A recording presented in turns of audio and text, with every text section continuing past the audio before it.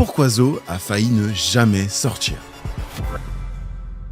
Quand on pense à Caris aujourd'hui, on pense à une figure incontournable du rap français. Mais au début des années 2010, il n'a pas encore une grande visibilité. Ça fait déjà plusieurs années qu'il rappe, qu'il sort des projets et qu'il essaye de se faire une place dans le milieu. Puis arrive un moment qui va tout changer. En 2012, Booba l'invite sur le morceau Kalash, présent dans l'album Futur. C'est un des premiers albums à exposer les sonorités trap en France et c'est avec ce titre que beaucoup découvrent vraiment Caris.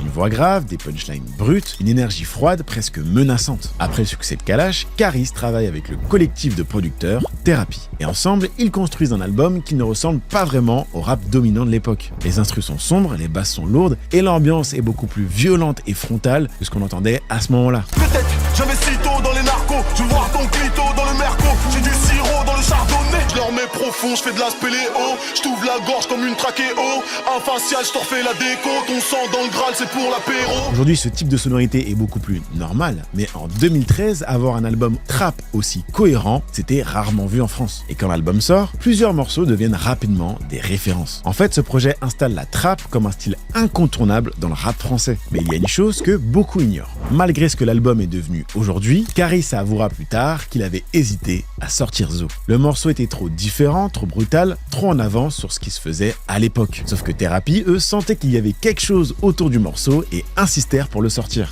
Je n'ai aucune peine, je te nique ta race.